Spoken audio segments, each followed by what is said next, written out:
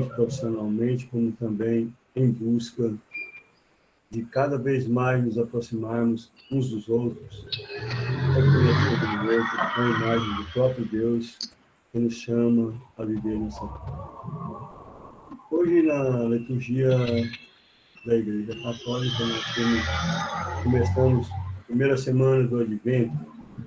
É um tempo, né, as pessoas costumam dizer, a vinda preparando para o Natal. Na verdade, é bem mais profundo do que isso, tanto é que na leitura de hoje, quando você nota nela, a leitura de Lucas, Jesus exulta de alegria na conversa que tem com aquelas pessoas que parecem que só entendem das suas necessidades, e ele então vem a dizer que agradece ao Pai por ter revelado essas coisas aos pequeninos, e não somente aos letrados e doutorados que se consideravam os donos da religião.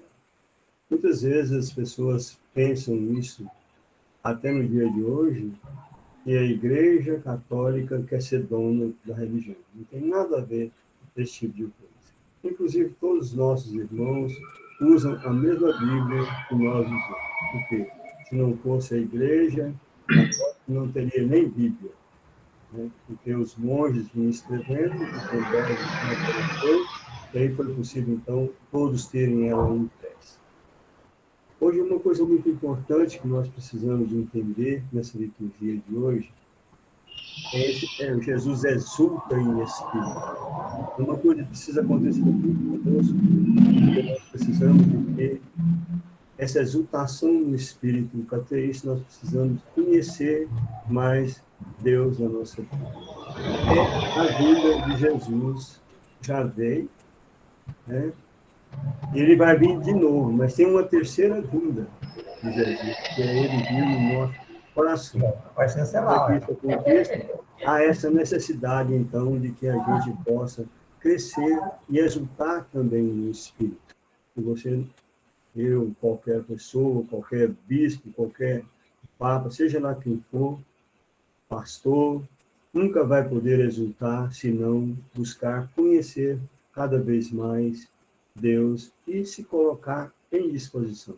É preciso ter um coração aberto para entender essas palavras de hoje, porque elas nos chamam a uma reflexão bastante forte para nós, porque receber do Pai, enquanto estamos neste mundo, uma graça de poder entender que nós teremos um presente no céu. Às vezes as pessoas não compreendem isso, mas quando nós morremos, nós temos nosso juízo particular, mas nós precisamos do céu. Jesus já está no céu. É a cabeça da igreja. E nos céus é preciso de ter espaço. Por isso Jesus diz que vai construir moradas, porque o corpo requer espaço. Então, às vezes as pessoas pensam que você vai estar no céu em espírito, não. Você vai estar em corpo, espírito, alma. Alma, corpo e espírito. Isso é, se a gente não perder a alma neste mundo em que nós vivemos. Por isso, Jesus exulta em saber que o Pai revela isso aos pequeninos. E cada dia que passa, a gente vai mais compreendendo essas palavras de Jesus hoje, que são muito fortes, quando ele fala esse momento em que ele exulta no seu coração. Voltando para os discípulos, para explicar para eles a importância desse amor que a gente tem que ter a Deus. E ele foi, então, para os céus nos preparar uma morada. Então, essa terceira vinda de Jesus em nós, há necessidade que ele se faz presente em todos os lugares da terra e se faz presente também nos céus. É um mistério, um milagre, mas é preciso de espaço. E ele, então, foi construir moradas para nós. Como é que nós vamos ir morar nessa morada? E seguirmos as orientações e o que ele diz. Eu sou o caminho, a verdade e a vida. Ninguém vai ao Pai senão por mim. Nós somos um. Eu e o Pai somos um. E o Espírito Santo. Então, por isso é que nós precisamos entender esse exultar do coração. Há uma necessidade de abrir para que Jesus possa, a cada ano, nascer novamente. Então, esse tempo do advento é um tempo, não é um tempo de espera, mas é um tempo de mudança, principalmente nessas mudanças que nós estamos tendo no mundo, para que o nosso coração seja aberto para receber essa boa nova que Jesus quer nos transmitir no dia a dia. Isso só nós podemos ver. O Evangelho, cada dia, ele se atualiza. A palavra de Deus é atualizada a cada instante.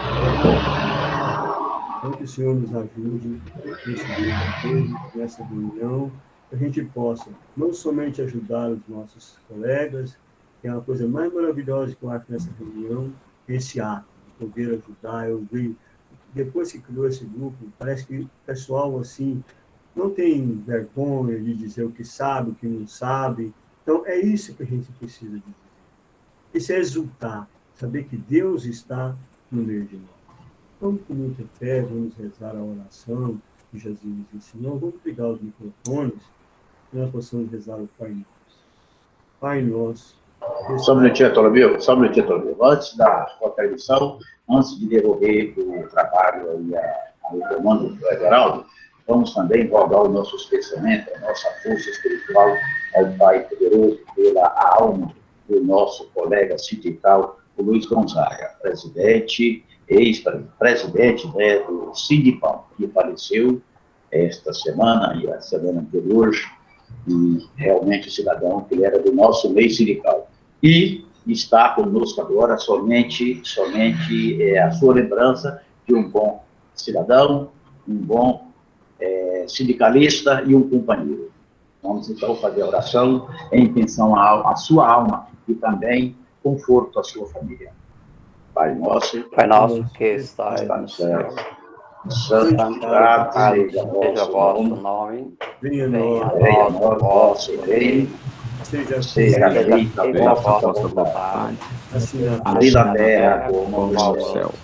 O pão nosso cada dia nos dai hoje, perdoai as nossas ofensas, assim como nós perdoamos aos ofendidos, e não deixeis cair em tentação, mas livrai-nos do mal. Amém.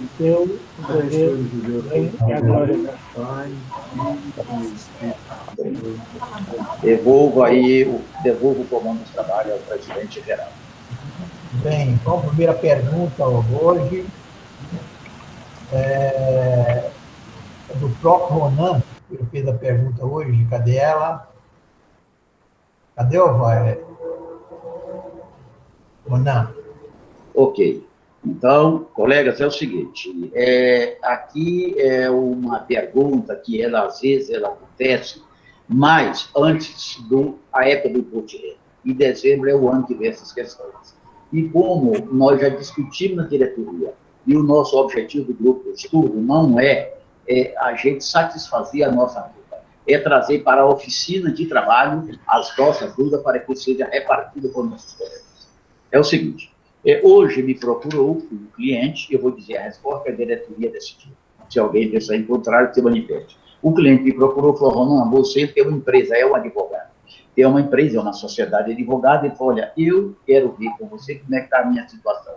Eu estou aqui com 2 milhões e 5 mil reais, me mostrou as aplicações financeiras em banco, em bolsa, para o ano que vem. Vamos ver como é que está a sua situação. A distribuição de lucro dele, ainda que a única coisa que ele tem é a distribuição de lucro da empresa.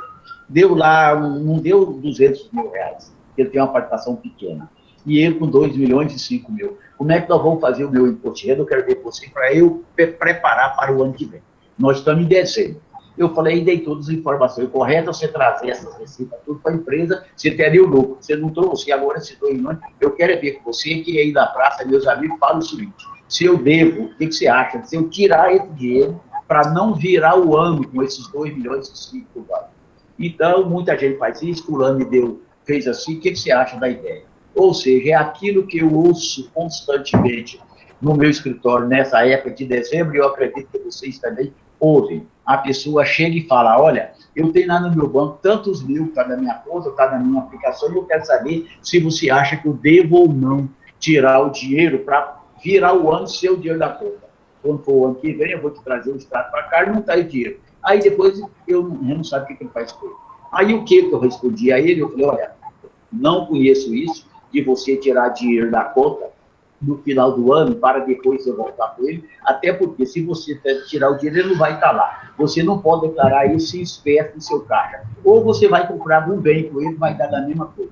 A diretoria entendeu por a unanimidade o seguinte, o dinheiro tem que ficar na conta. Ele não tem como, e a gente também não podemos. Nós ficamos acanhados em dizer para ele tirar esse dinheiro da conta. Olha para vocês, e a pergunta que veio, o camarada nos pergunta, e ele vai seguir a orientação da gente. Se você mandar ele tirar o dinheiro, ele vai tirar, e se der problema, vai seguir a diretoria. Então, foi o entendimento da diretoria que nós temos aí aquele sistema financeiro, o financeiro, né, como é que chama? Aí, me passou agora, o E-financeiro. Tem o E-financeiro, que os bancos informam, tudo bem. Então, é isso. Não tem solução isso sem ele tirar dinheiro do banco. A solução é ele deixar no banco e o ano que vem se virar nos 30, né? Se for feito para esse, ainda pagar o imposto. É isso, a diretoria entendeu assim, então só conhecimento de vocês. Estando todo mundo de acordo, tudo bem, está pacificado. Alguém quer falar a respeito, pessoal?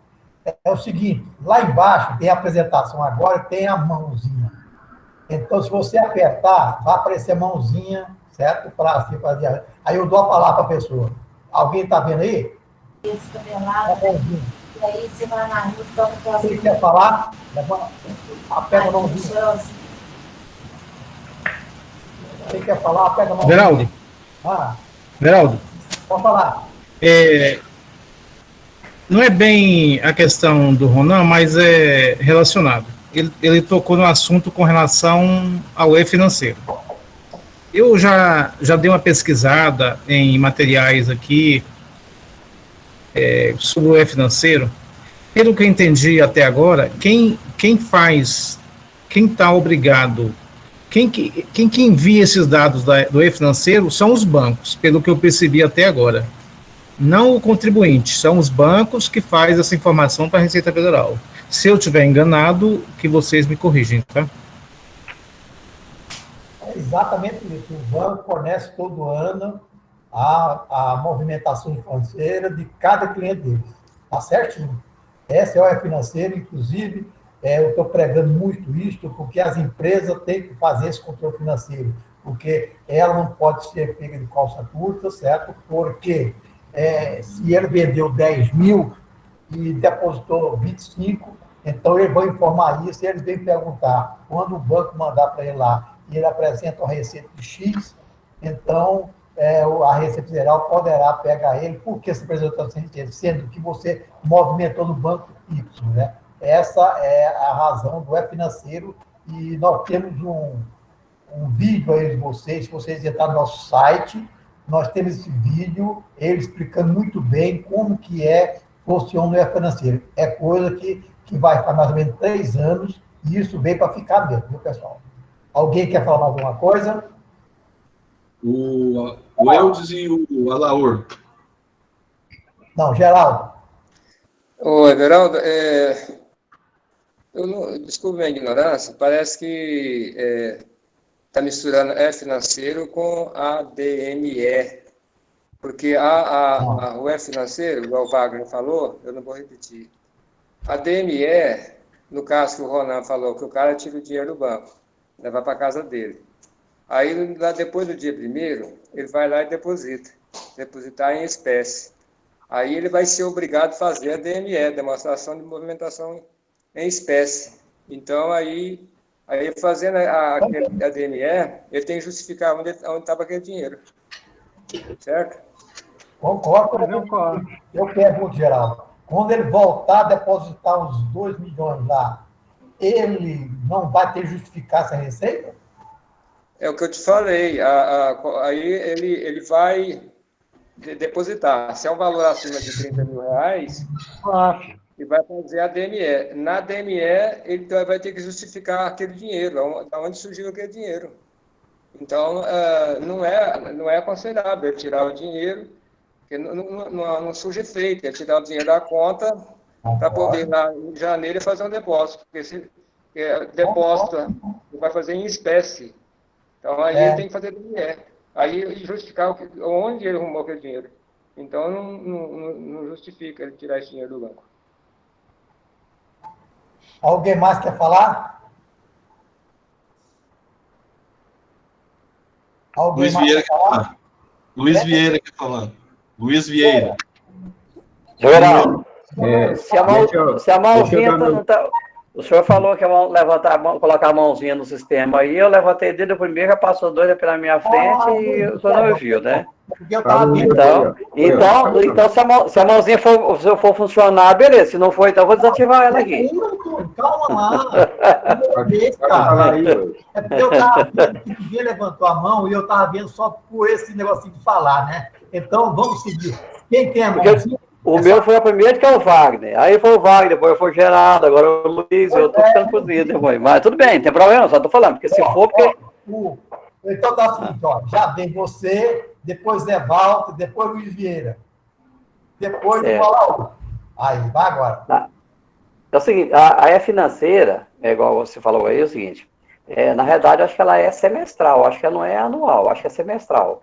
Mas, de qualquer forma, independente disso.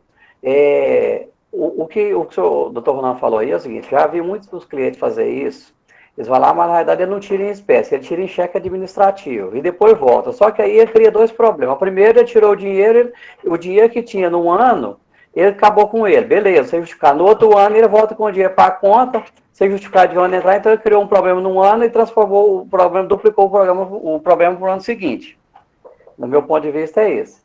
Então, a DME, quando, se fosse o caso de sacar em dinheiro, o banco, na hora que vai sacar em dinheiro, acima de 30 mil, o banco vai fazer a DME, porque ele vai pedir, ele vai ter justificativo para qual que é o destino desse dinheiro. E quando ele depositar, vai ter que fazer justificativa da origem. Então, ele tem que justificar duas vezes, uma na saída e outra na entrada, fica pior de novo. Então, no ponto de vista meu, é o seguinte, falar para o cliente, ó, infelizmente, o dinheiro seu está na conta, já foi informado, porque o banco vai ser informado, independentemente de ter o saldo na conta ou não, ele vai ser informado para a Receita Federal, através da E-Financeira, e ele declarar esse dinheiro e pagar o imposto dele, de renda dele. Isso aí, como rendimento, já que ele é honorário advocatício, ele poderia já fazer isso aí. Como nós estamos hoje, no dia 1º de dezembro, ele não teria condição de fazer uma RPS, tirar uma nota fiscal da empresa dele em novembro, tirar outra em dezembro, pelo menos para justificar uma parte desse dinheiro, se for o caso, né? Falar, não, o dinheiro veio antecipado, agora que eu estou emitindo a nota para o cliente, pagar o imposto na empresa, pelo menos de parte disso aí, para regularizar essa importância. E o restante, infelizmente, vai ter que berrar em 27%. Esse é o meu ponto de vista. Eu pergunto a vocês, quando eu estou mexendo aqui com a setinha, vocês estão vendo? Tá não, né? Eu não estou vendo, não. Tá não. Então, Zé Walter, pensei que via, tá? Zé Walter? Sim. Desativa sua mão. Ô, Everaldo, é o seguinte, eu não sei se é o meu aparelho ou o quê, não está tendo segmento nada do que vocês falam, está cortando demais. Eu gostaria de saber se todos estão assim ou só o meu, porque eu não está compensando ficar. Quem ouve eu estou te ouvindo direitinho, Zé Walter. Eu estou ouvindo. Estou ouvindo você também. Eu não ouvi nada do Autonomeu, eu não ouvi quase nada do Ronan. O problema é seu aí, na sua conexão. Isso, a sua internet, ô José Walter. Ah, certo. Deu uma melhor. Tá travando lá. Eu vou ter que sair, né? Ah? Isso, dá uma saída e volta novamente, mas com certeza, se for sua internet, não vai resolver. Então, eu vou passar o Zé Walter. Eu vou passar. Complicou. Não, Zé Walter. Tá não, né? Eu vou passar para o Luiz Vieira, depois eu boto você. Tá? Não está escutando, não. Luiz Vieira. Estou chiado. Boa noite, colega. Ronan, a minha pergunta é com relação a sobre o esclarecimento a mais aí. Esse dinheiro, o seu cliente, ele não foi formando ele mês a mês, aí, vários anos, lá um tempo atrás, aí, não? Como que foi essa formação desse montante na conta dele? Luiz, é o seguinte, a verdade, ele é o advogado, é uma empresa de advocacia, tudo isso honorários dele de advogado, certo? Eu até preciso, como é que o cabra ganha dinheiro, certo? Ele pega o dinheiro e não o cliente deposita da conta dele o dinheiro. E ele, o correto, ele teria que depositar na empresa, mas ele coloca da conta dele isso aí. E eu entendo que esse dinheiro todo, achei até muito que seja só da advocacia, mas ele é um cara, até então, que prova o contrário, um cara sincero, né, um cara honesto. Eu acho que sim, só pode ser da pura advocacia, que é o que ele faz. Ele não tem outro serviço, a não ser que ele tenha algumas outras atividades também, que seja lista, que não seja formalizada. Eu sei que não tem coisa ruim no negócio, não, porque eu conheço a tradição dele. Inclusive, sou contador até do pai dele, de longa data, como advogado. Eu sei que é lícito, e a advocacia é o primeiro que vem, certo? E eu sei que ele tem grande movimento. Ele, inclusive, eu sei, ele prestou, no ano passado, uma ação, ele ganhou R$200 mil numa ação só. Eu tirei o chapéu, e sei, ganhou que eu processei para o escritório. Então, é isso, é serviço de advocacia que ele não depositou na empresa. Aí fica complicado, porque a formação de caixa dele tinha que entrar no entrou para ele, né? Realmente, essa questão de tirar dinheiro, né, isso não existe, né, Luiz? Não existe. Não fica legal para ele, porque depois eu tenho que provar toda, né, essa questão aí de voltar esse dinheiro para a conta, fica pior. Correr risco, realmente. Eu até fiz essa pergunta, porque não é o primeiro, não. Quase sempre é dezembro que vem. É muito, é muito. Chega perguntando, gente, mas será que tem alguém que está passando isso aí? Mas é isso. Tem pessoas que estão com o som, tá vazando o áudio. Quem não estiver falando, feche o áudio.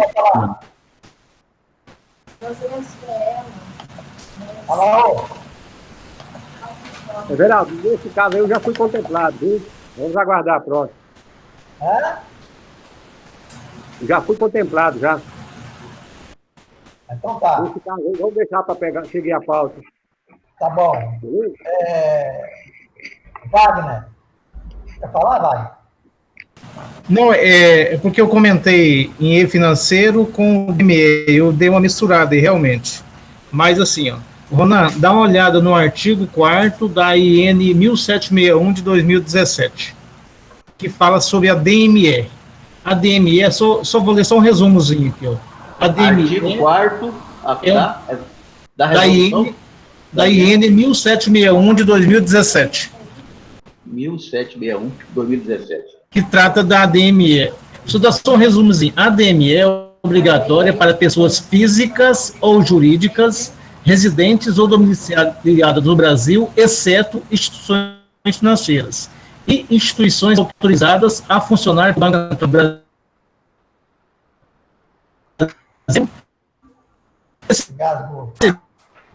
Luiz Vieira, apaga sua mãozinha. Amarrou, apaga sua mãozinha. Valores em espécie cuja soma seja igual ou superior a R$30 mil. Está travando sua internet. Então, todo valor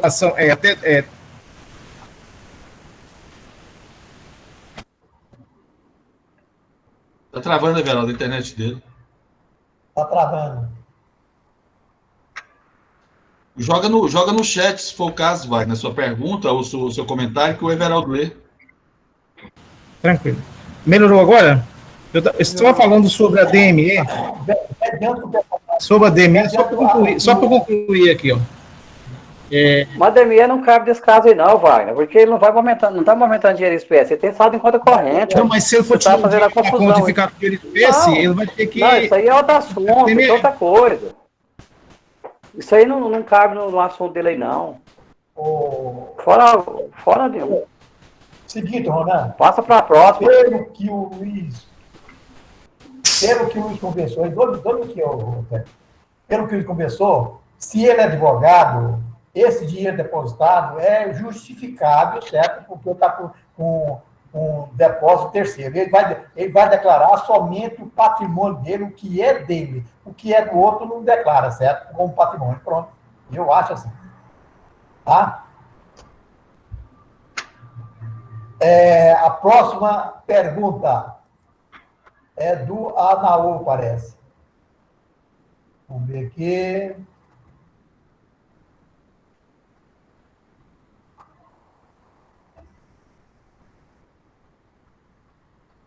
Cadê a danada? Está lá em cima, Everaldo. É porque você deve estar olhando embaixo as perguntas. Postei assim que você entrou. É que eu leio aqui? Anaú, segunda. Anaú, explica a sua pergunta. Alaor. Estou na escuta, estou aqui. É o seguinte, o nosso caso aí, o funcionário foi demitido e resolveram não mais continuar a demissão. E já está tudo pronto. Já foi feito a movimentação, já fez seguro-desemprego. E eu vi que teve uma resposta aí agora há pouco, eu não cheguei a ler essa resposta ainda. Mas o meu caso é esse. Ele agora quer continuar.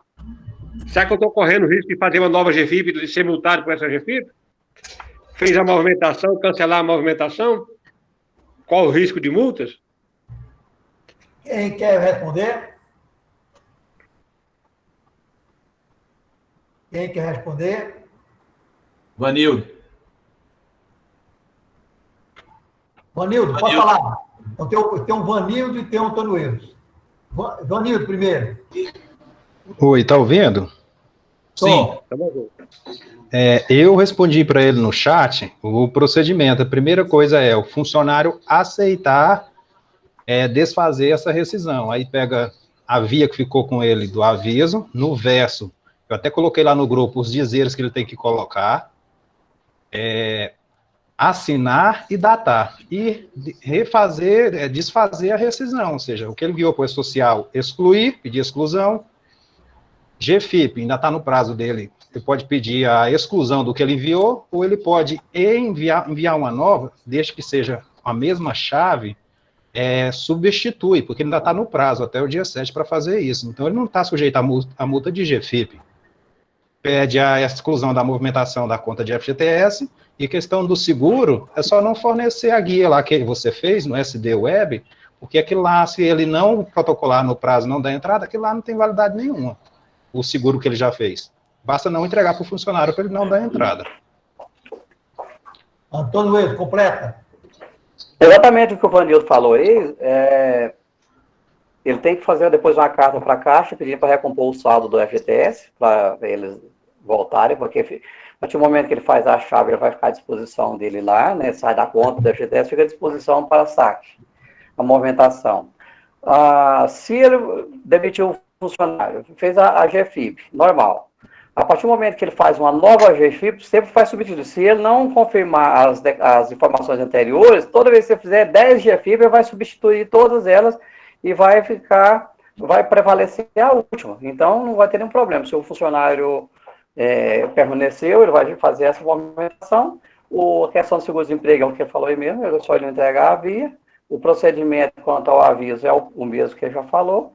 Eu só complemento isso. Faz uma carta para a Caixa, pede para recompor o saldo da GTS, faz a GFIP normal, vai substituir. Se quiser pedir, fazer uma GFIP exclusão de movimentação, faz. Mas se não quiser, você mandar uma outra, é mesmo como se estivesse retificando a GFIP, normal. Sem nenhum problema, sem nenhum transtorno. Vanildo, apaga sua mãozinha ou quer falar mais alguma coisa?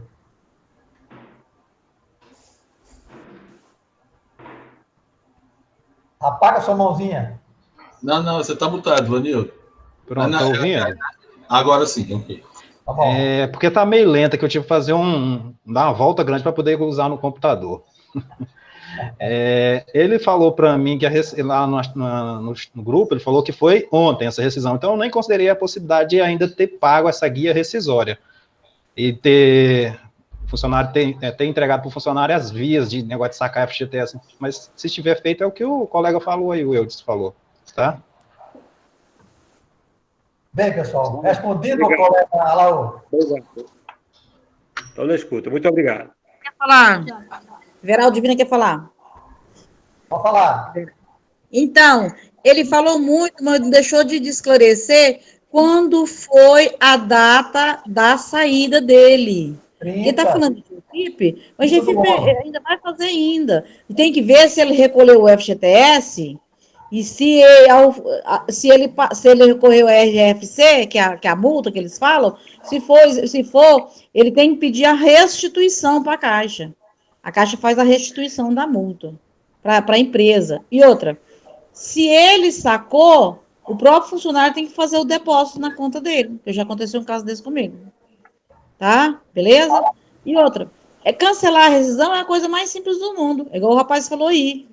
O outro colega falou aí. Cancela. O E-Social você faz a exclusão dele lá, tranquilo, não tem problema. Se for esse mês, está no prazo. Então, eu não vejo nenhum problema. Eu só vejo um problema se foi o mês, a data que foi, que eu não sei, que se ele movimentou a conta, ele tem que devolver para a Caixa. O próprio funcionário faz o depósito para a Caixa, que ele não deve ter gastado. E pedir, se ele fez o depósito da multa, que é o GFC, ele pede a restituição. É só ir na Caixa, fazer uma caixinha que a Caixa devolve. Faz a restituição para a empresa, na conta. Ok, obrigado. Alô, ficou esclarecido? Valeu, obrigado. Muito obrigado. Alô. A mãozinha não está valendo, não? A mãozinha não está valendo, não? Ih, eu não vi sua mãozinha que está coberta aqui, perdão. Eu vou acabar com essa mãozinha, que é pior do que eu...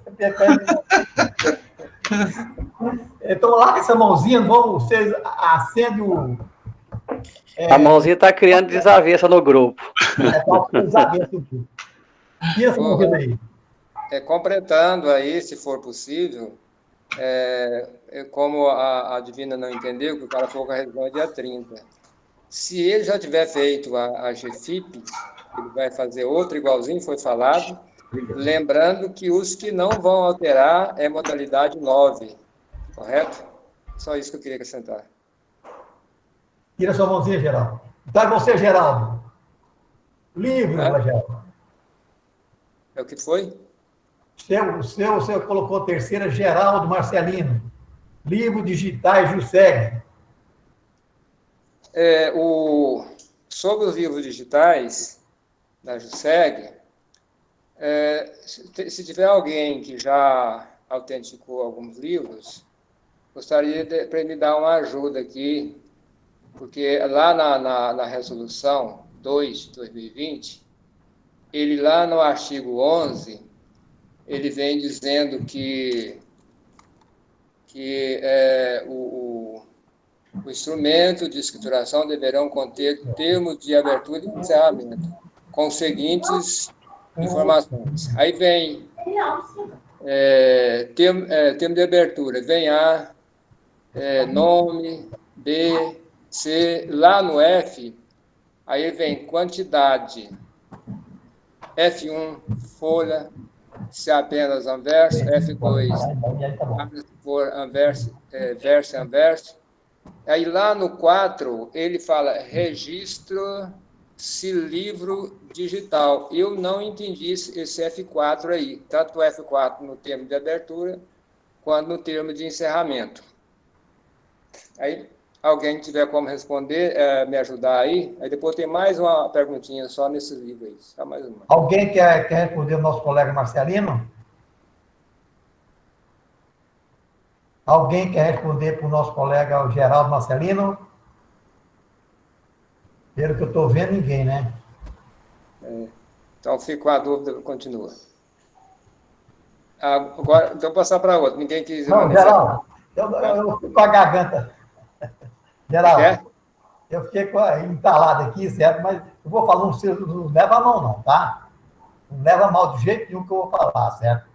Eu acho muito mais fácil você apresentar isso no SCD.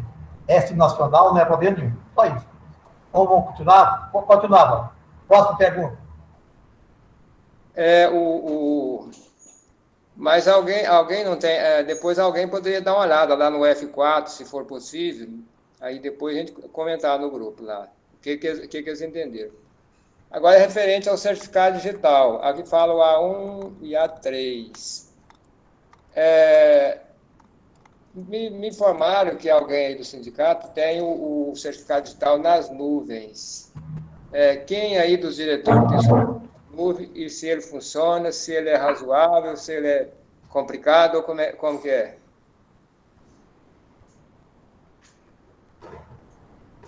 Quem quer responder para o nosso colega Geraldo? A Divina, ela entende bem de certificado digital. Divina. A Divina, eu já questionei com ela, ela falou que a pessoa do sindicato poderia me falar, porque parece que esse certificado nas nuvens, parece que ela não está bem a par da situação, não. Geraldo, é só a Solute que trabalha no certificado nas nuvens. Geraldo, vou falar. O certificado em nuvens, ele é um certificado diferenciado e tem limite de assinaturas. Ele chama Birthday ID. O que ocorre? Os acessos que você faz, por exemplo, o que dá problema que o pessoal fala que dá, é porque ele é uma tecnologia nova, você tem que baixar, é do mesmo jeito, só baixa no celular. E de lá você faz as assinaturas. Quem faz no Informa, cada acesso que você faz com ele é uma assinatura. Exemplo, eu entro no ECAC, uma assinatura. Eu olho lá na Cefaz, uma assinatura. Eu faço uma assinatura normal de dados, de documentos, outra assinatura. Aí, se quem está na junta comercial e fizer a assinatura e ela não concluir, ele fizer o acesso, ele perde as assinaturas. É limite. Tem de 5, tem de 5 mil, tem de várias outras elas. A diferença da tecnologia dele, ao invés de ser em equipamento de mídia, ela é no celular. Mas ele funciona. Particularmente, por que eu não gosto muito de fazer para as pessoas que não têm conhecimento? No caso geral, não. O GG tem conhecimento. A pessoa usa, depois a gente tem que devolver o dinheiro. Eles têm, não presta, não funcionou, a junta não aceitou. É só esse motivo. Mas quando você faz direitinho, tem um passo a passo, e a gente, quando faz, a gente ajuda o cliente, dá um pós-venda, ajuda ele a instalar, até ajuda a assinar, não tem problema. Só isso daí, tá? Beleza? Obrigada. Vamos citar aqui na parte prática aí, Geraldo. É o seguinte, quando nós começamos a autenticar os livros digitais, os clientes foram lá e fizeram esse certificado nas nuvens. Uma questão prática que é muito prejudicial para nós. O que acontece? Você abre o link da junta comercial, vai autenticar o livro, aí você tem que ligar para o seu cliente, ele atendeu o telefone e falou, não, para aí, deixa eu acessar aqui. Aí, enquanto isso, a junta comercial está contando 1, 2, 3, 4, 5 e tal. Aí, não consegue acessar, entendeu? Aí fica aquele negócio, aí você tem que voltar de novo. Aí o cliente vai acessar, tentar buscar o número lá, porque quando você vai fazer a assinatura, vai uma mensagem para o celular do cara lá, que vai um código que você tem que utilizar esse código para você assinar o livro. Senão você não consegue assinar. Aí o que acontece? Muitas situações, a gente perde 2 ou 3 assinaturas para fazer uma só. Então não compensa você fazer isso. Tá entendendo? Mesmo. É isso mesmo?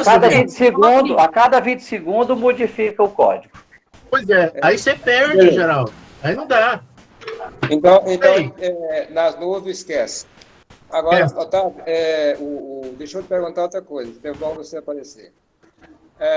Então, eu vou fazer... Eu quero sair, tu vê que eu saí daqui. Eu estou aparecendo a carinha aí? Divina, deixa eu falar. Então, vou fazer o A1 para os meus clientes. Agora, é o seguinte, vamos supor, a empresa tem 2 sócios, um administrador, outro só cotista. Mas o que é cotista, ele tem a ata da reunião. Então, eu vou ter que fazer um certificado digital para o administrador e outro porque é só o cotista, porque ele vai ter que assinar a ata da reunião, correto? Não precisa. Não precisa. É só o sócio administrador. Pois é, então aquela assinatura, que lá no balanço tem uma assinatura, lá no demonstração de resultado tem assinatura. Mas você vai assinar, em geral, você vai assinar com o seu certificado de contador e com o sócio administrador da empresa, certo? Você vai mandar o livro com termo de abertura e termo de encerramento sem assinatura física nesses livros, tá entendendo? Você manda um arquivo PDF para eles, entendeu? Lá para a junta comercial. Então fica um arquivo fechado, certo? O que valida é só a sua assinatura do contador e a assinatura do sócio administrador ali, pronto, acabou. Aí depois ele te devolve. Aí o livro está digital, está autenticado. E não precisa nem daquela certidão do Conselho de Contabilidade. O próprio certificado digital já tem a validade jurídica. Melhorou. Aí está bem esclarecido. Mas aí... Pode falar. Calma aí. Então, lá naquelas atas, onde que tem a assinatura deles lá no balanço, tá que nada, então não vai ter assinatura, que possa até tirar da assinatura. Não, você tem que deixar a assinatura lá, o nome da pessoa lá. Ah, beleza. Não, fechou. Tem que deixar o nome, senão eles te devolvem o processo como exigência. Tem que deixar o nome do contador e o nome do sócio administrador, tanto do balanço, dos demonstrativos que tem lá onde a gente assinava anteriormente. Entendeu? Beleza. Então, agora ficou bem esclarecido. Agora dá para verificar. Olha para mim, Otávio, por favor, depois o F4 lá, no termo de abertura e encerramento, por favor. Tá? Depois comenta. Não precisa ser agora, não. Tá? Depois eu te ligo. Não, não precisa ser agora, não. Depois você dá uma olhada lá, que eu não entendi isso, F4, tá? Lá no artigo 11. Valeu, beleza. Rosmari. Você está com a mãozinha, Rosmari. A pergunta dela está no chat lá, Everaldo. Eu queria só aproveitar, estava falando sobre o certificado digital em nuvem. Quando acontece do celular que estava a assinatura digital ser roubado, como é que faz para recuperar esse certificado em nuvem? Quem quer responder agora, Maria? Esse negócio de nuvem aí, não sei não. Mas, Maria, não tem ninguém para responder para você, tá? Deixa eu falar aqui, Everaldo. Everaldo, posso falar? É muito bem falado, ele fica em nuvens. Aquele código é um código de acesso, como da Receita Federal, como qualquer outro código de acesso. O celular foi roubado, o código de acesso, se você não tiver, já era. Mas esse código de acesso que você tem, você pode arquivar, guardar, pôr em outro lugar. Ele fica em nuvem. Nuvem é um arquivo, esqueci o nome agora. Então, ele é guardado em nuvem, ele não fica no celular. O código, sim. Tá? O perigo é isso aí, como qualquer código, a senha do certificado A1, a senha do certificado A3, que é sigiloso e é da responsabilidade do titular do certificado digital. Esse é o pequeno problema. Obrigada. Só para confirmar que eu entendi.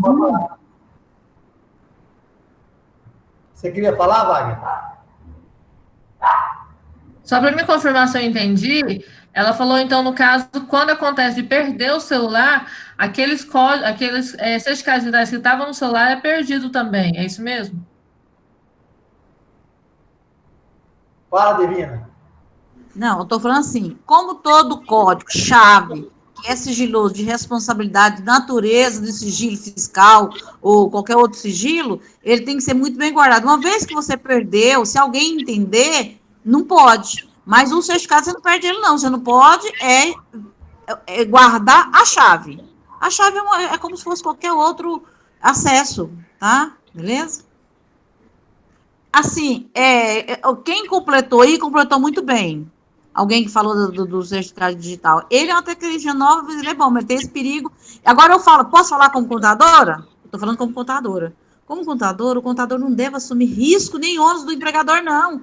O trem é tão baratinho, 150, 140 conto, outra diferença de um todo. Aí se assume toda a responsabilidade. Um cliente eu tive que dar para um contador, imediatamente fiz um normal para o contador, porque quase perdeu o cliente. Então tem coisa que tem muito risco, o contador não deve dar risco. É isso que eu quero só falar, mencionar. É um esclarecimento, não é reclamação, não é nada, só para entender. Obrigada. Wagner, quer falar, Wagner? Então vou continuar com a Rosmari. Rosmari Silveira. Estou ouvindo bem. Peraí, não é aqui não. Tem uma pergunta a Rosmari aqui. É a quarta. Pode falar sua pergunta. Fechamento de uma associação. Pode falar, Rosmari. Sobre o fechamento de uma associação privada. Ela tem que fazer a ata de dissolução. Quem que tem que assinar essa ata? São os mesmos que assinaram na fundação? E se sim, o que acontece se uma ou outra pessoa já tiver falecido? Ou se só quem assina é o presidente? Eu não entendi a pergunta, Rosmari. Fechamento de uma associação. Vai fechar a associação, né? A pessoa que é presidente da associação trabalhava de carteira assinada. aí deu baixa na carteira dela e ela não pôde receber o seguro. Só que, assim, eu entendo que, por legislação, ela tem direito ao seguro, já que é uma associação sem fins lucrativos. Só que ela não quer mexer com isso, ela não quer ir atrás, não quer ir no Ministério do Trabalho, ela quer encerrar a associação. Aí a questão é, para poder fazer a ata de dissolução da associação, quem precisa assinar é só ela?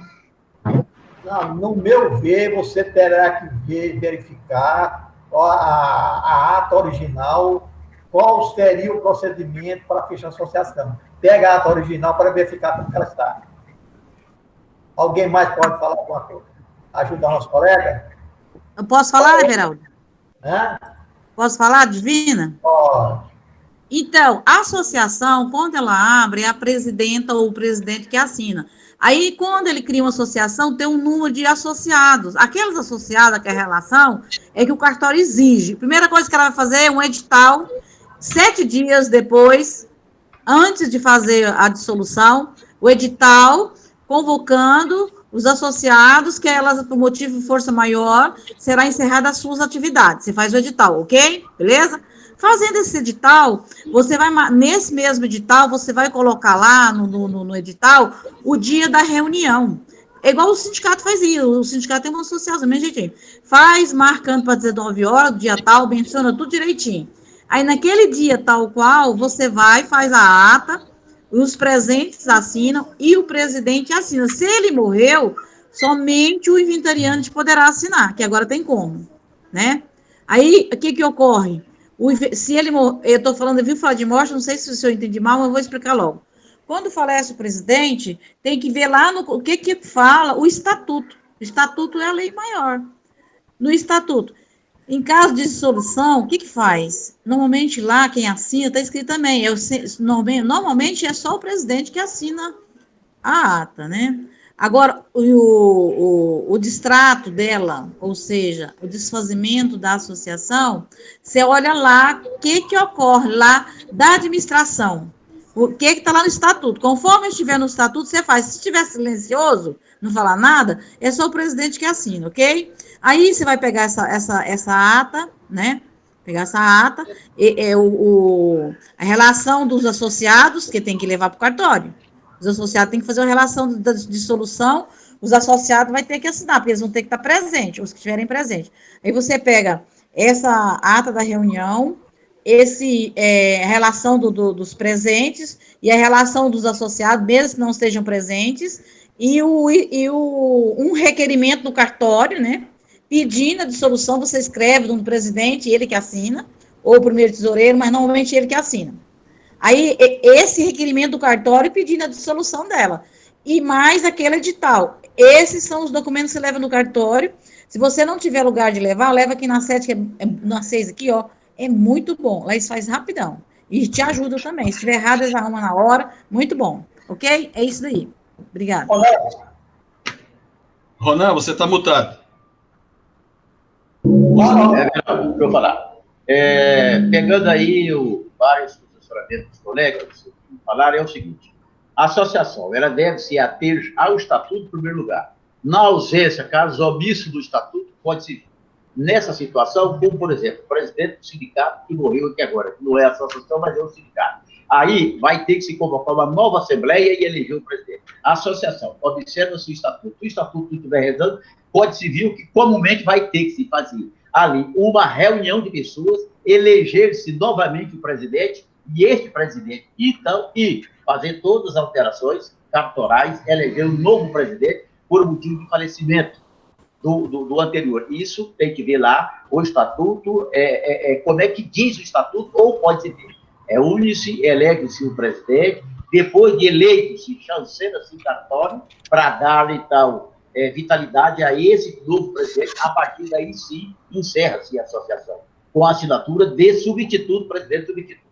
Mas tudo isso está ali, tem que observar o estatuto ou pode-se ver aquilo que for visto no estatuto. São minhas palavras. Alguém mais quer falar? Estou na quinta aqui, ó. Tem a Raquel. A Raquel está aí? A Raquel está aí?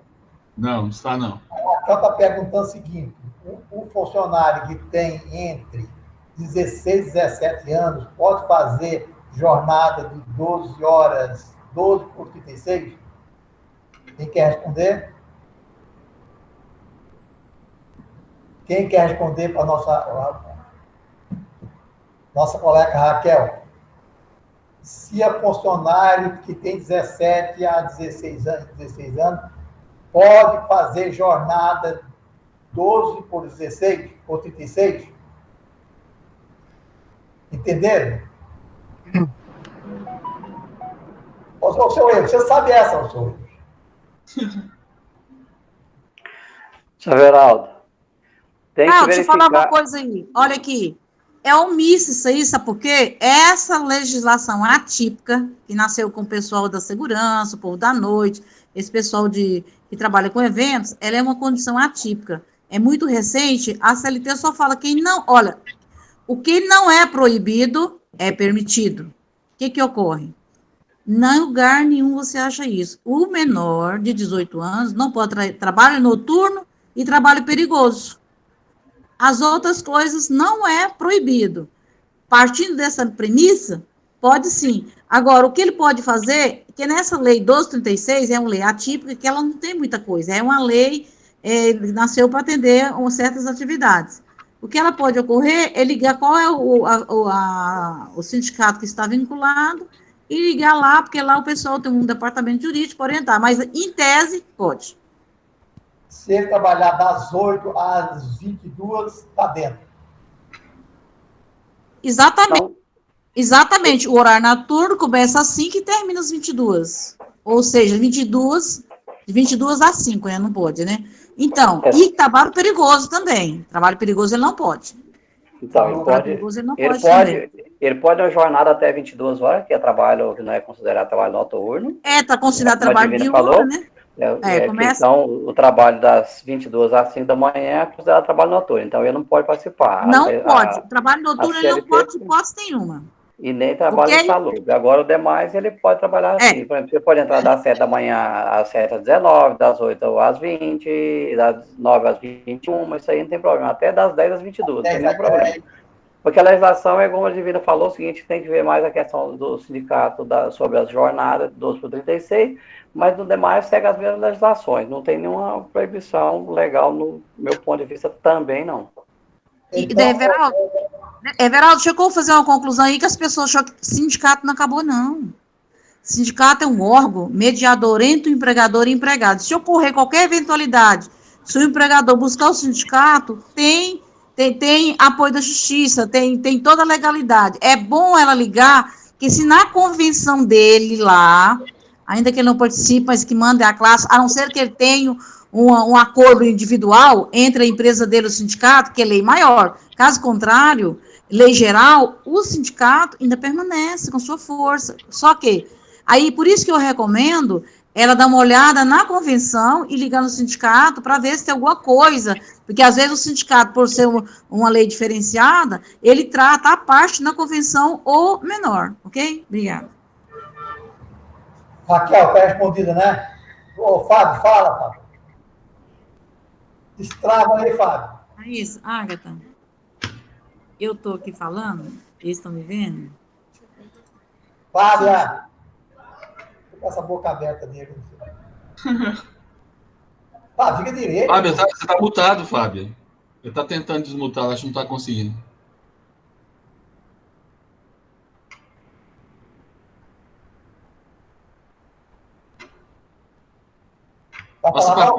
Passa para o próximo aí, até o Fábio dar conta de trabalho. A próxima é o Zé Valdo. Retenção. Boa noite. Na reunião passada, eu questionei a respeito de uma retenção que uma escola quer que faça de uma firma que prestou serviço de limpeza de bebedouro, assistência em bebedouro. Ela é do Simples. Aí, muito gentil, o Otávio passou para mim uma legislação e que essa legislação ela diz que é a Instrução Normativa 459, no artigo 1º, parágrafo 3º, é dispensada a retenção para pagamento de valor igual ou inferior a R$5.000.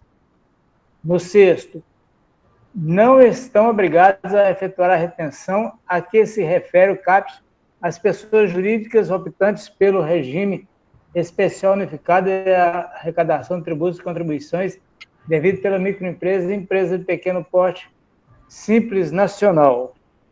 Depois a gente vai ver também, aqui na Instrução Normativa 971, artigo 117, falando que as empresas que estão obrigadas são aquelas que fazem a cessão de mão de obra. Então, que é limpeza, conservação ou zeladoria, que se constitui em varrição, lavagem, enceramento ou em outro serviço destinado a manter higiene e asseio, ou a conservação de praias, jardins, rodovias, monumentos, edificações, instalações, dependências, logradouros e tal. Então, aqui há um pequeno atrito nesse aspecto, porque se ela faz, no caso aí, a manutenção nesse bebedouro, esse bebedouro, eu acredito que poderia estar aqui.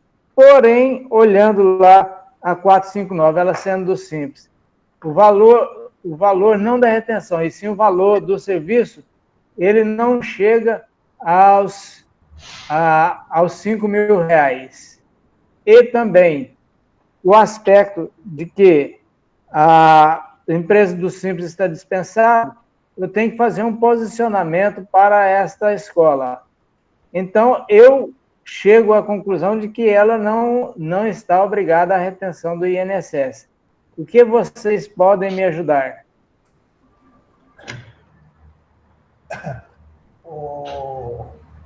Espera um pouquinho, ó. Osmeir, fala, tem sua mãozinha aí.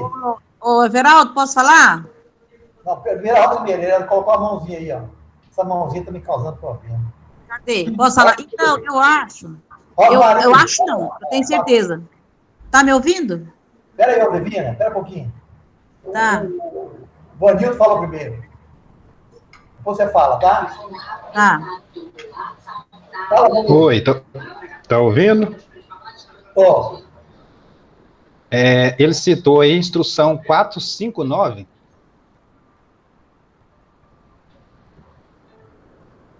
Ver se eu entendi bem a instrução. Mas essa instrução, se eu não estiver enganado, ela trata de retenção de PIS, COFINS e contribuição social, não trata de retenção de INSS. Isso mesmo, PIS, COFINS e contribuição social. Então, você tem que ficar atento à instrução 971, que trata de retenção de INSS. Você tem que olhar nela.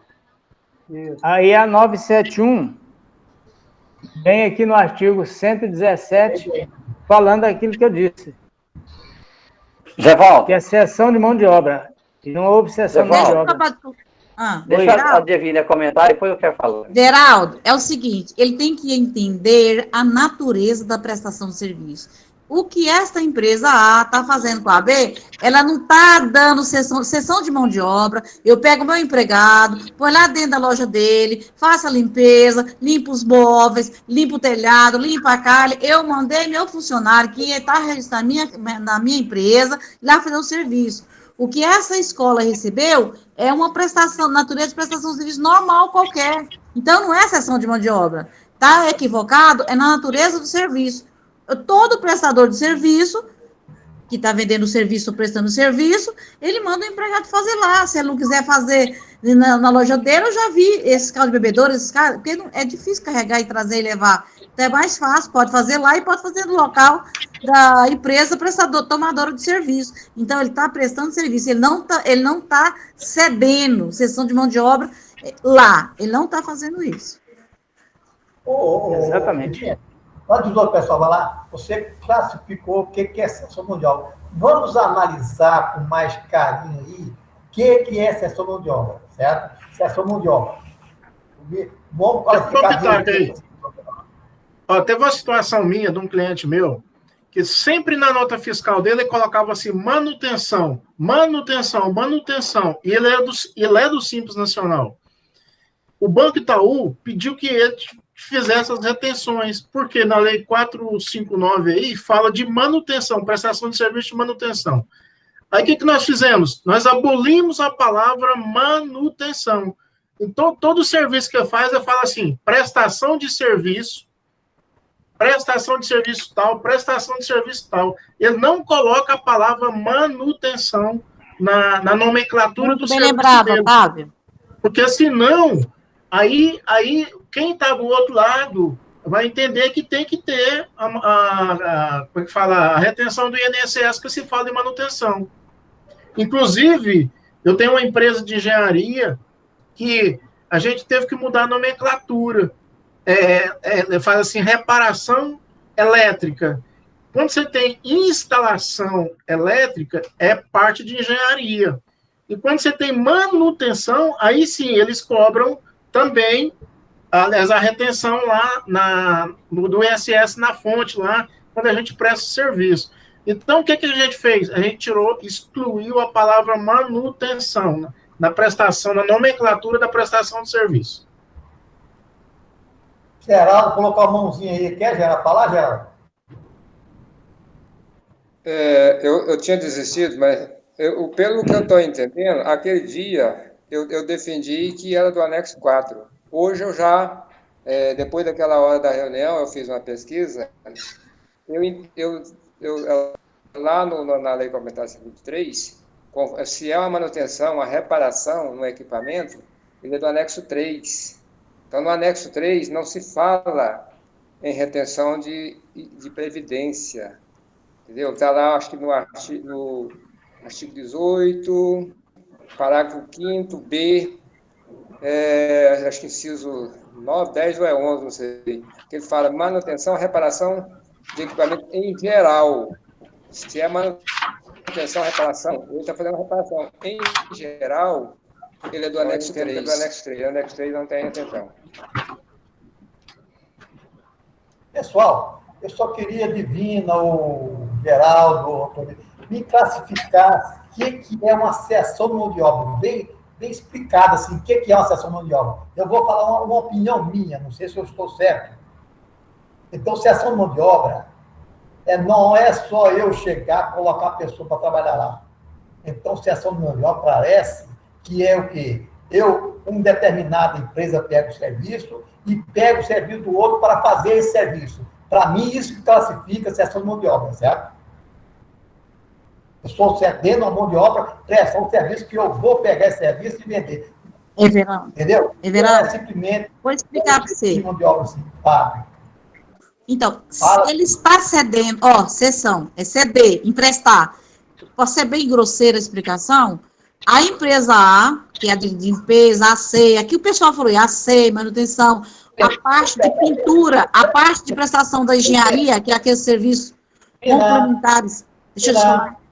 A C, ela pega o serviço para fazer. A C, manutenção de prédios.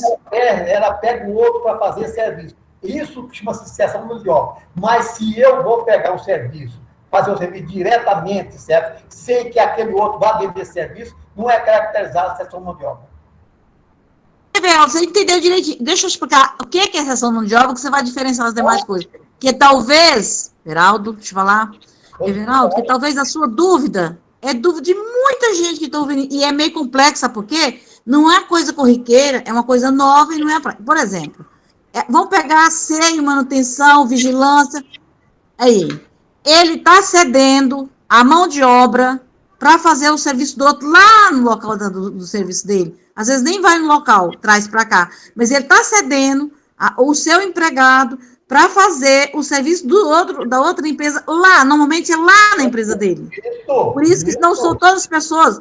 Por isso que não são todas as pessoas que permitem cessão de mão de obra. Só algumas delas que carecem ir para lá. Não tem como você fazer uma vigilância na sua empresa, não tem como fazer uma asseio, uma limpeza, por isso que ele está mandando o seu funcionário trabalhar lá dentro da sua empresa e não é funcionário dele, ele está cedendo a mão de obra, isso que é cessão de mão de obra.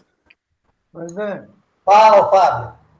Conforme a edição 971, edição normativa 971 de 2009, ela fala o seguinte lá no artigo 115. Cessão de mão de obra é a colocação à disposição da empresa contratante em suas dependências.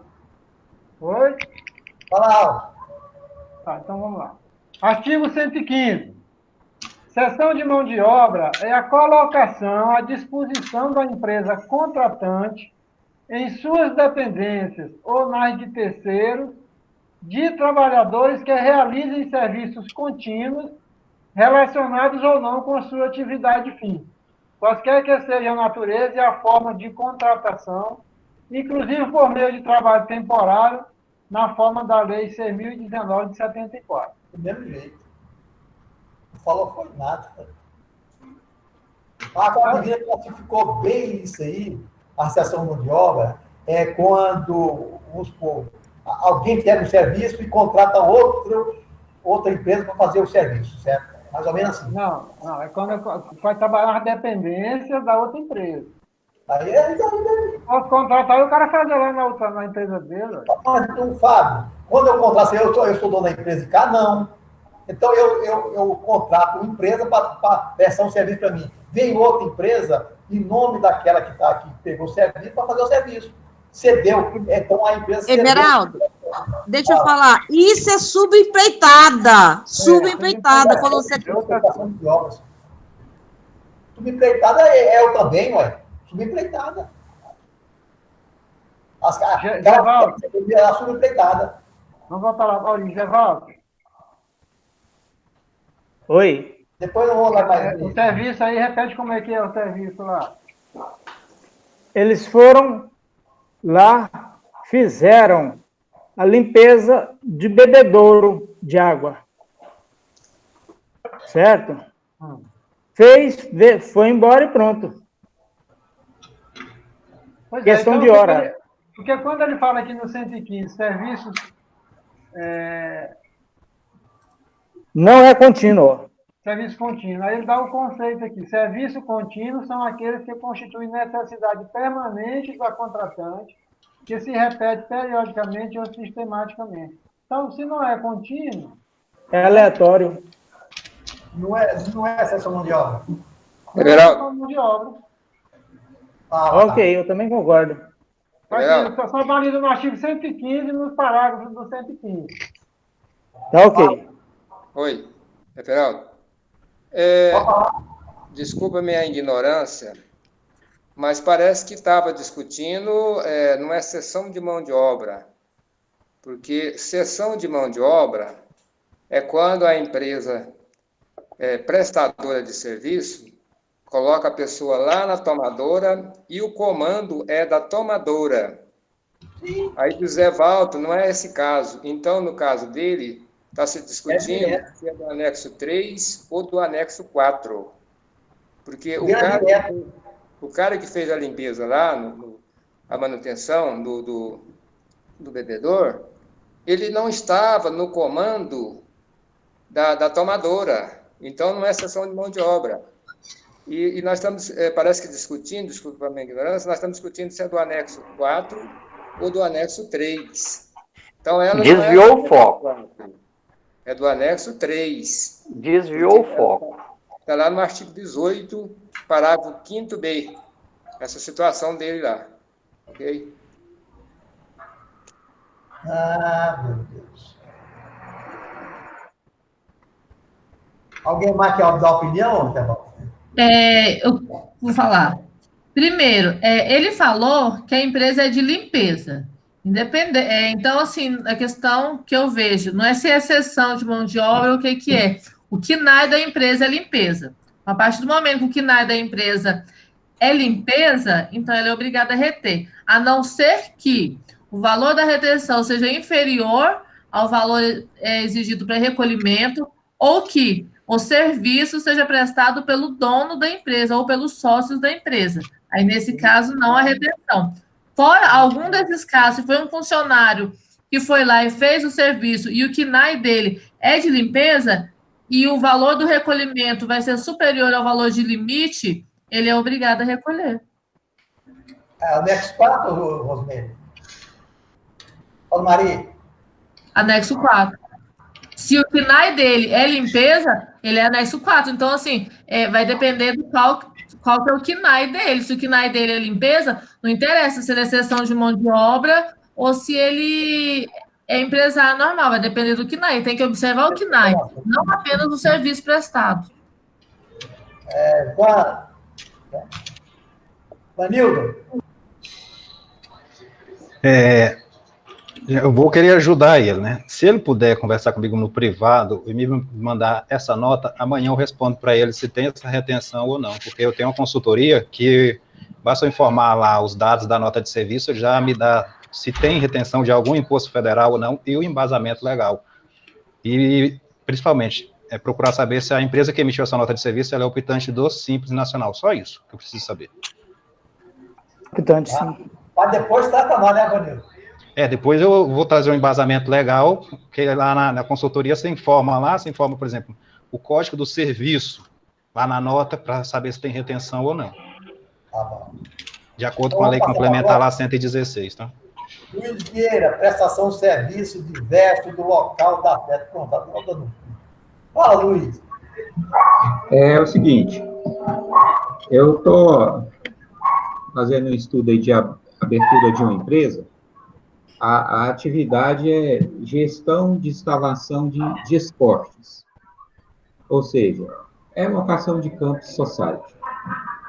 Então, eu coloquei a prestação de serviço em local diverso da sede da empresa.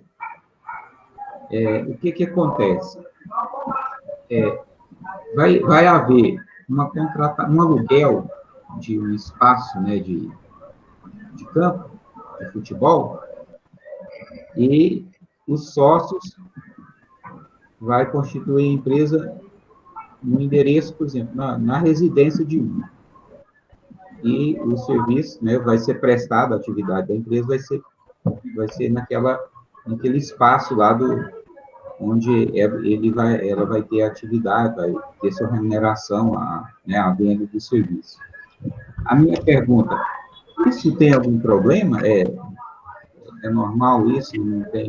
Não vou encontrar dificuldade perante aí o município de ter esses dois locais, né? Uma prestação de serviço, um é o local da empresa, o serviço é prestado lá. Ou ele teria que colocar o local da empresa no espaço, né, onde será a atividade. Quem quer responder para o nosso colega? Eu posso estar começando. Eu respondo, Zé. Oi? Oi? Pode falar. Então, é o seguinte, que chama recreação. Recreação. Ou futebol amador, a palavra certa é recreação. Ele tem, inclusive, AMA, ele tem vigilância sanitária, porque tem excesso de pessoas, ele tem que ter um local lá, ou uma filial, uma matriz, porque no local daquela prestação de serviço, daquela locação de espaço, ele vai ter que ter algo lá, ele vai ter a inscrição de pagar o ISS lá, ele pode ter um escritório, mas eu tenho certeza, que lá ele vai ter que criar toda essa situação, vigilância sanitária, AMA, entendeu? Então, por isso que ele não pode criar na casa dele. Como é que vai fazer todos esses alvarás, sendo que a atividade é em outro local? Correto. Aí seria uma filial, então. Trataria lá como uma filial e em outro local de residência, a matriz. Né?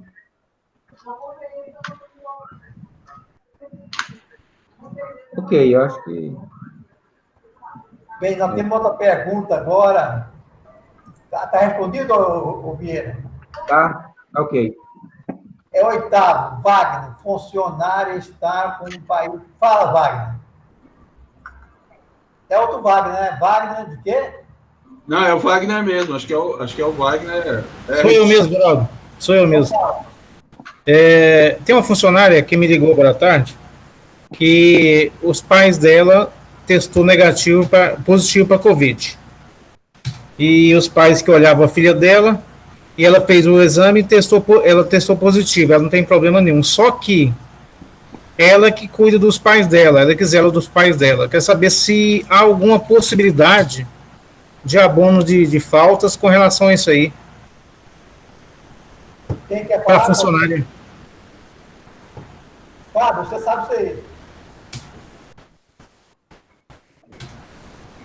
Vou dar uma olhada aqui. Eu vou dar uma pesquisada, mas eu queria me reportar a questão do Zé Walter aí, que foi falado que anexo 4 tem que ter retenção.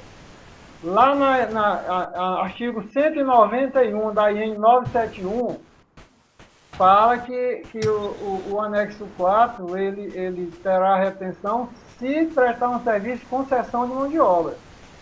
Né? Então, se ele tem um KNAI de vigilância, de limpeza, conservação, ele obrigatoriamente é do anexo 4. Mas o fato dele ser do anexo 4 e prestar um serviço que não tem a seção de mão de obra, ele não está sujeito à retenção. Está lá no artigo 191 da IN 971. Né? Lá fala que é só quando o serviço tiver seção de mão de obra que irá ter a retenção. Alô? Vai para a pergunta do Wagner aí. Wagner. Faz a pergunta de novo, Wagner. Eu estava lendo aqui e não prestei atenção. A pergunta é o seguinte. Tem uma funcionária de uma empresa que ela é responsável pelos pais dela. Ela cuida dos pais dela. Só que os pais testou positivo para a Covid hoje. E os pais olhavam a filha dela e agora ela tem que cuidar dos pais dela. Só que ela testou positivo, a filha positivo, e como ela tem que voltar a trabalhar, mas ela não pode voltar porque tem que cuidar dos pais, se há algum amparo da lei para abonar essas faltas dela. Alguém quer responder? De imediato eu não vejo nenhum. Respondo. É o bom senso. Respondo. Né? Pode responder? Pode. Então é o seguinte, esse negócio de Covid é uma coisa nova, eu não tenho esclarecido quando é cuidador. E como os pais são capazes, precisa saber se eles são incapazes. Por exemplo, se eles forem incapazes de dar conta de fazer as coisas sozinha, aí ela tem que requerer na Previdência um amparo. Mas o fato dela ser responsável por ele escovar, a empresa dá uma licença para ela, mas dá uma licença não remunerada, que não tem previsão legal para isso. Aí não sei. Tá? Respondeu, Wagner? Respondeu, tá mais ou menos no rumo que eu estava pensando mesmo. Obrigado. Alguém mais quer fazer pergunta? Zé Walter, quer fazer? Zé Walter, tá ligado, Zé Walter. Quer fazer pergunta? Estou calado. Alguém mais quer fazer pergunta?